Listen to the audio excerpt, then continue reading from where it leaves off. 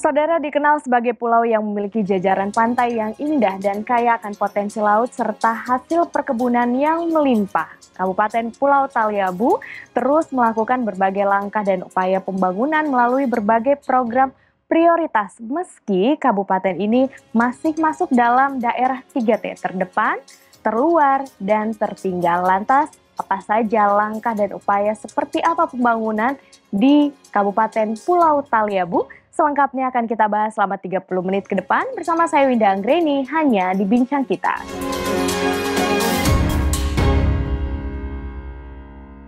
Dan saudara, untuk membahasnya saya sudah kehadiran narasumber Bupati Pulau Taliabu Bapak Aliong Mus. Halo Bapak, apa kabar? Alhamdulillah baik. Selamat datang di Bincang Kita. Pak, terkait dengan Pulau Taliabu, sebenarnya seperti apa sih Pulau Taliabu ini, boleh dijelaskan secara singkat? Baik, terima kasih. Pulau Taliabu salah satu pulau yang terletak di Provinsi Maluku Utara yang pemekarannya tahun 2013. Kalau sekarang berarti baru masuk ke tahun ke-10.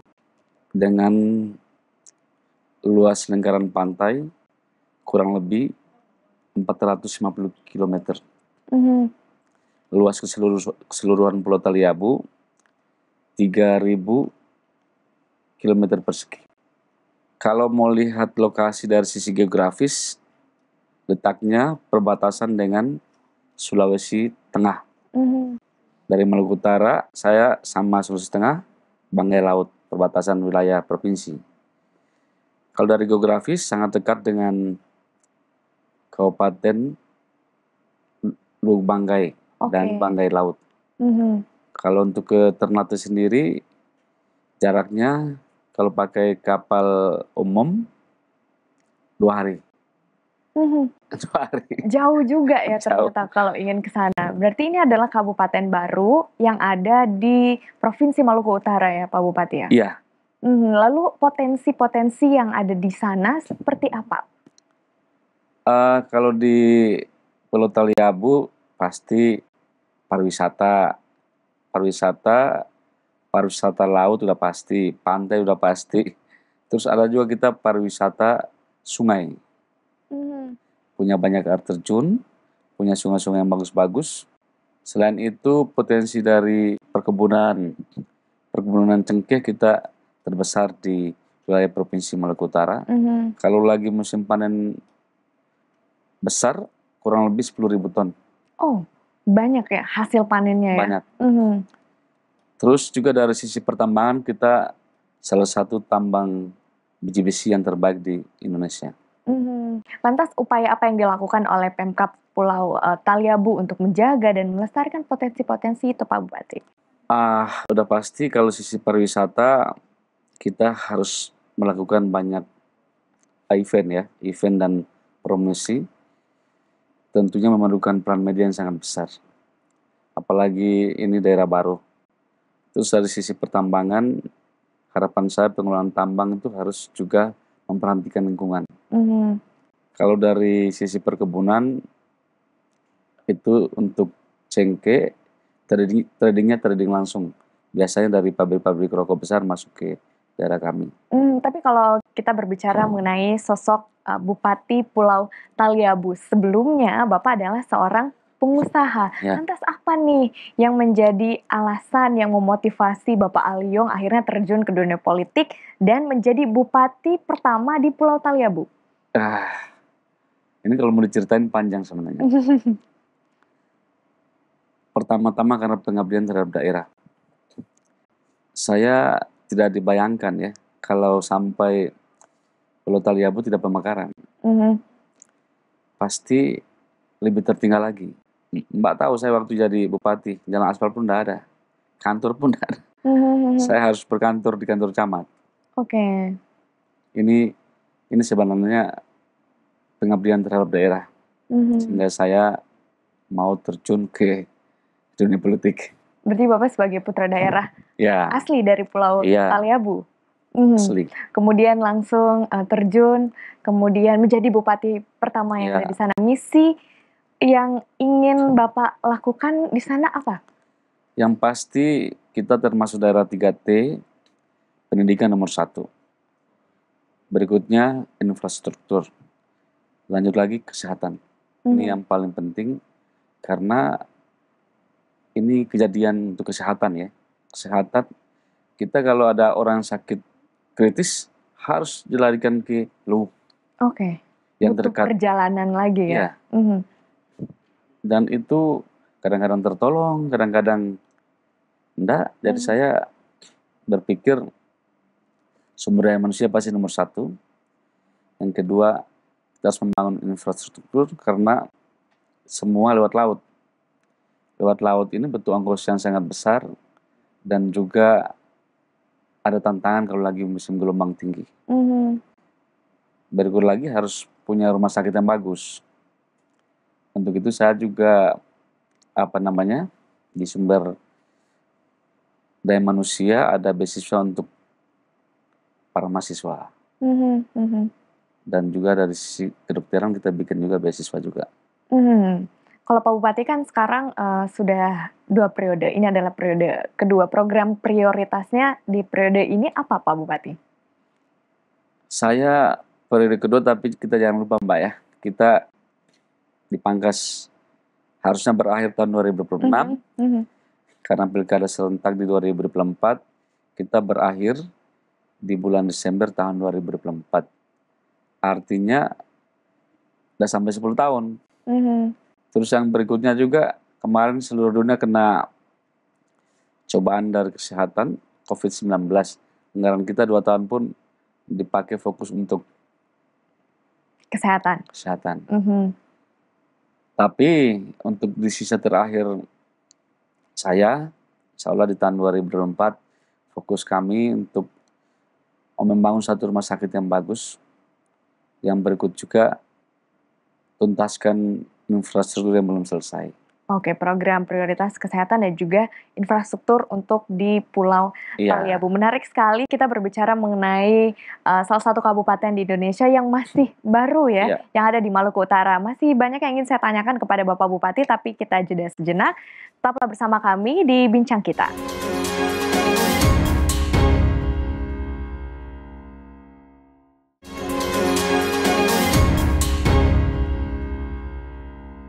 Terima kasih Anda masih bersama kami di Bincang Kita, dan saya masih bersama dengan Bupati Pulau Taliabu, Bapak Aliyongmus.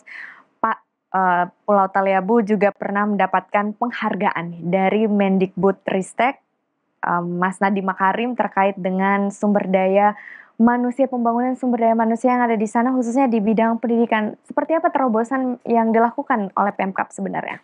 Ya, di Taliabu sendiri kan dari awal saya sudah sampaikan bahwa salah satu misi saya adalah sumber daya manusia.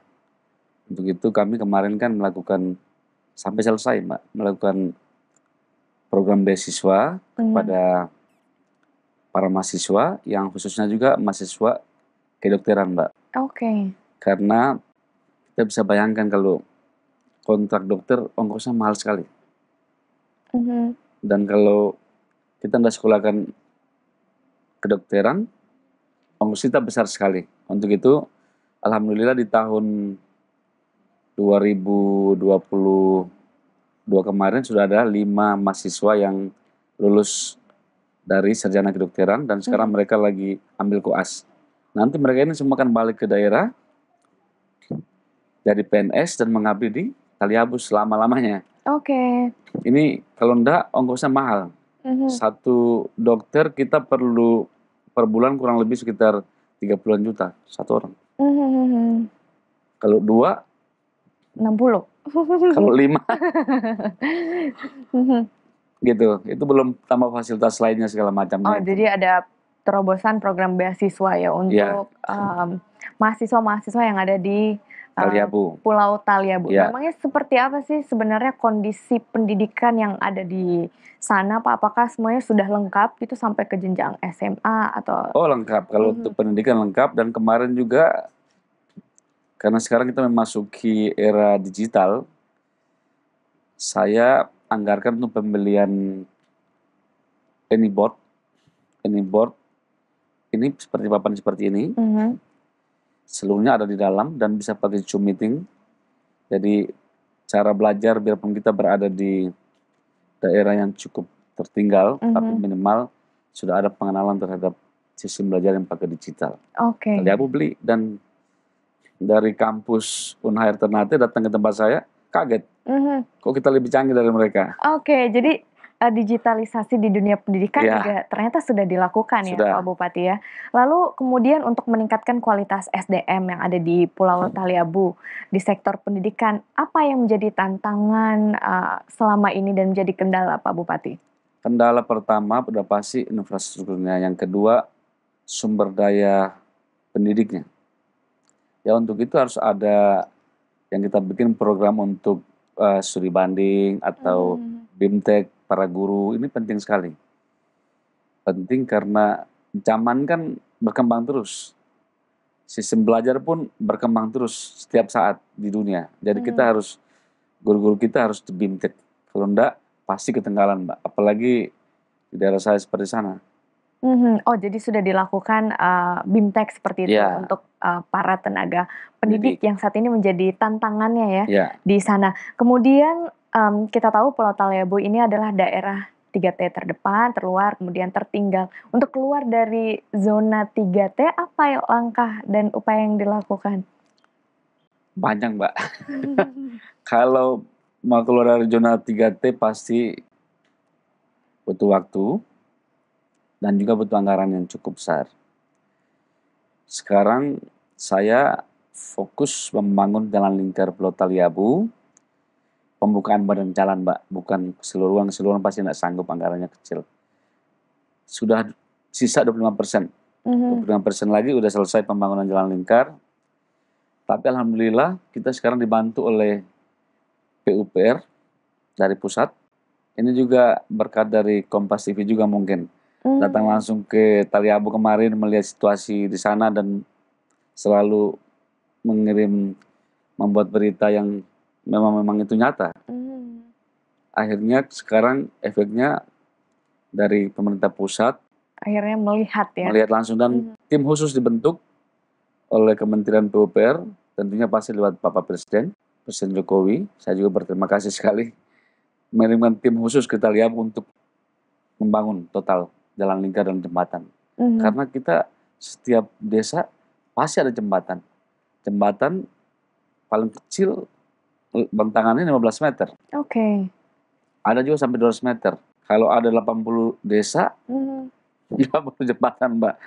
Ini mau bangun pakai apa kalau nggak diperhatikan oleh Jadi saat pemerintah ini pusat? kemudian pembangunan infrastrukturnya difokuskan kepada jalan dan juga jembatan seperti itu? Ya, dan juga pembangunan rumah sakit dan sekolah-sekolah, bangunan sekolah, dan dalam kota kabupaten.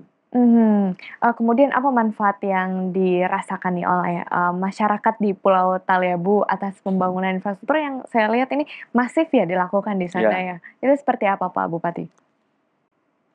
ini aku kasih contoh. Contoh dari satu desa menuju ke desa satu. Dulu belum ada jalan darat, jalan lingkarnya belum dibangun, harus memakai laut, Oke, harus menyeberang dulu. pakai longboat. Pakai longboat, ongkosnya aja berapa? Mahal sekali, Mbak. Nah, kalau sekarang pakai motor pun udah bisa sampai ke ibu kota kabupaten. Saya rasakan sendiri masalahnya. Laut di sana bensin nggak sama seperti Jakarta. Harganya mahal. 1 liter 20 ribuan, Mbak. Kalau butuh 20 liter berarti udah berapa itu? Kalau pakai motor, beli 2 liter bensin, udah nyampe kemana-mana. Oke, jadi saat ini aksesnya sudah jauh lebih Sudah mudah terbuka. dari sebelumnya seperti itu. Kemudian untuk Pak Bupati, kan ini Taliabu juga punya beberapa potensi ya, khususnya juga potensi laut seperti Ya, itu. Itu bagaimana untuk mengembangkannya? kalau untuk potensi laut udah pasti sumber ikan yang sangat melimpah. Kita jarak dari untuk titik tuna itu cuma 12 mil dari daratan. Dan tahun ini kita mau membangun cold storage. Ini penting sekali. Kalau tidak ada cold storage, pasti kualitas ikan juga pasti jelek. Yang kedua juga kita punya terumbu karang yang bagus-bagus. Mhm. Kebetulan saya juga hobi diving. Kemarin juga Kompas TV saya ajak juga. Oke, jadi ada, apa tuh namanya, di sana pariwisatanya juga sangat indah dan Iya, potensial natural ya ya. untuk dikembangkan. Kita masih penasaran seperti apa sih pariwisata yang ada di sana, kemudian, Hmm. pengembangannya seperti apa, kita akan bahas usai jeda berikut ini, tetaplah bersama kami di Bincang Kita.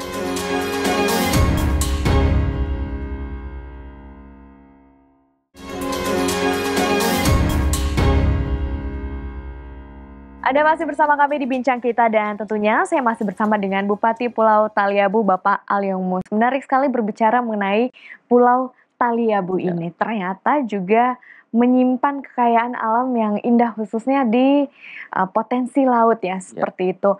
Pak Bupati, boleh dijelaskan untuk sektor pariwisata seperti apa di sana? Untuk sektor pariwisata sudah pasti kita harus banyak bikin event dan juga kita punya pantai yang bagus. Yang menarik ada Pantai Pasir Anjing. Mhm. Kalau tak injak pasirnya, suaranya keluar seperti suara anjing. Oke.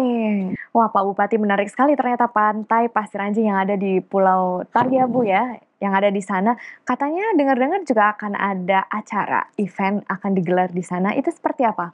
Ya, baik, terima kasih. Dalam waktu dekat kami pemerintah Kabupaten Taliabu akan buat event pariwisata khususnya di Pasir Anjing. Karena ini pantainya unik dan orang juga belum tahu bahwa di atas Pasir Anjing itu ada 2 air terjun. Air terjun yang bagus sekali. Ini juga kita akan buka akses untuk menuju ke situ karena masih virgin, masih hutan. Oke. Jadi memerlukan pembangunan dulu sebentar dan pembangunan resortnya sehingga kita membuat festival itu lebih baik. Nama Karena acaranya apa, Pak? Ya? Nama acaranya apa? acara Festival Pasir Anjing. Oke. Nanti kan pasti kita akan undang juga dari Kementerian Pariwisata, mungkin juga dari tamu-tamu dari luar. Untuk itu kita harus siapkan resortnya yang bagus, yang rapi, semua harus disiapkan. Telekomunikasinya juga, Mhm. karena di sana juga di Pasirnya sinyalnya juga kurang bagus. Ya mudah-mudahan segera dibangun juga BTS yang di sana sehingga kalau orang datang nggak bisa komunikasi repot juga. Oke.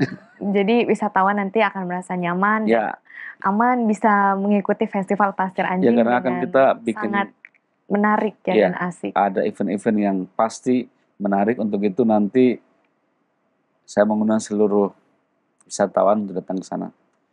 Bukan cuma Pasir Anjing yang akan kita tonjolkan, pasti juga akan ada juga mancing mania misalnya Mhm. yang akan kita bikin biar ada event-event. Oke, pantai yang indah salah satunya adalah pantai, Pasir Anjing Ya, ya. Kemudian apakah, sudah banyak wisatawan yang kemudian, berdatangan ke Pulau Taliabu dan mengetahui potensi-potensi ini, Pak Bupati?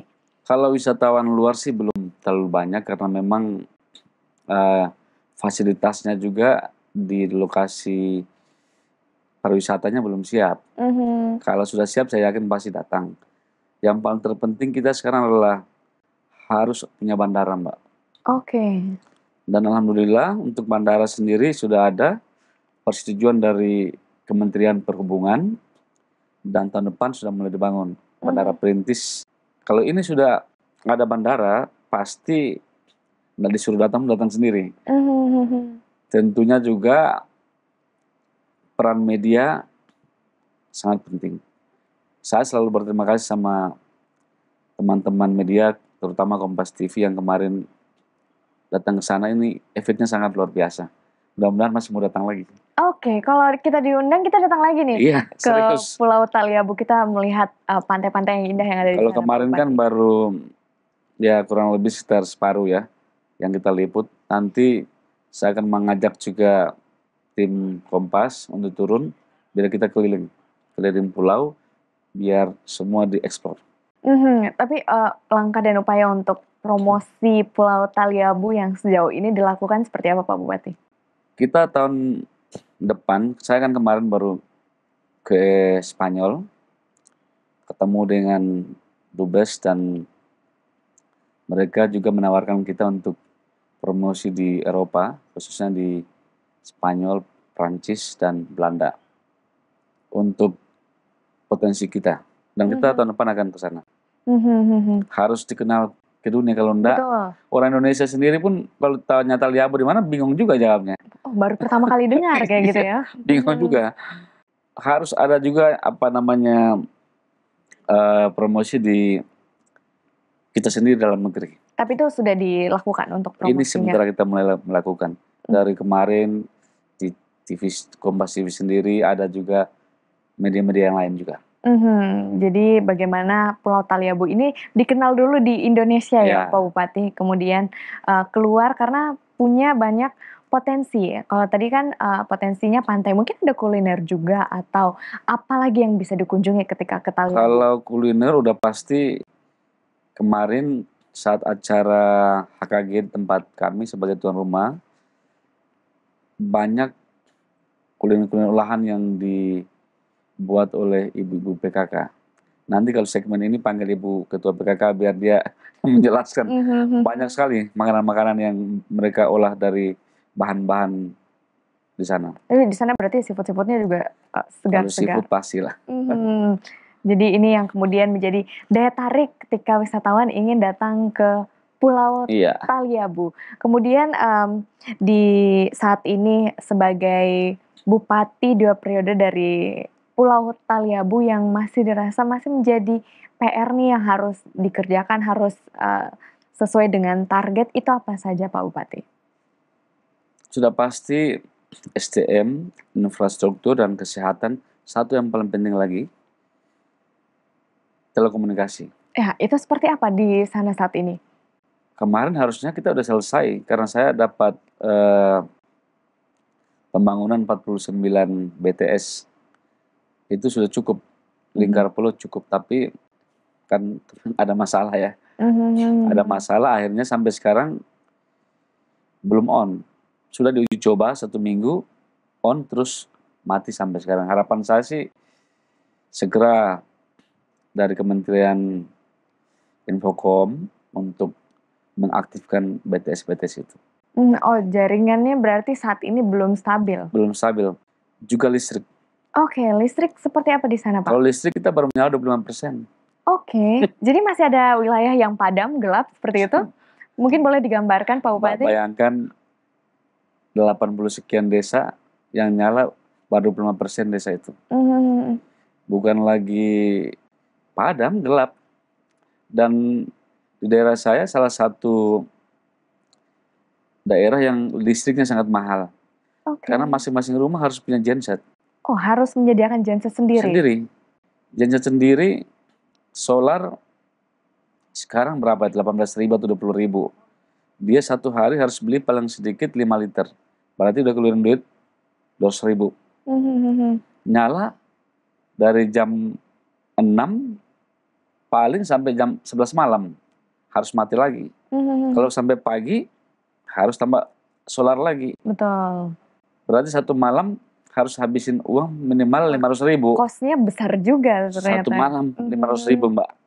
Kalau 30 hari berapa itu? Wah, ini udah 15 juta. Betul.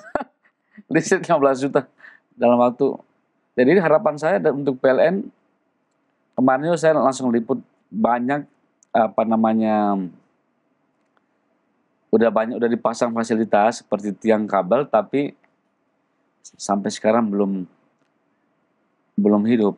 Jadi harapan saya kepada pihak PLN untuk diperhatikan, karena kalau tiang dan kabel sudah dipasang terus nggak diperhatikan selanjutnya nanti jadi rusak sendiri. Rusak sendiri kan investasi yang sangat merugikan. Betul sekali. Terakhir Pak Bupati, apa yang ingin disampaikan kepada pemirsa Kompas TV terkait dengan Pulau Taliabu ataupun juga nanti ke depannya akan seperti apa?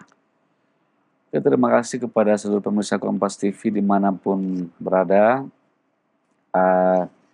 Saya mengundang untuk berkunjung ke Taliabu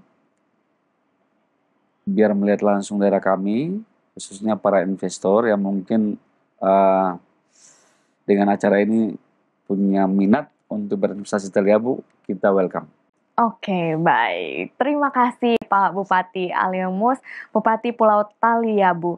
Terima kasih telah hadir di bincang kita pada hari ini. Sukses selalu. Semoga nanti di Pulau Taliabu semakin maju, pembangunan infrastruktur semakin merata, pendidikan oke, semua sektor baik ke depannya. Dan kami akhiri perbincangan ini, saudara, bersama dengan Bupati Pulau Taliabu. Saya Wida Anggreni, pamit undur diri. Terima kasih dan sampai jumpa.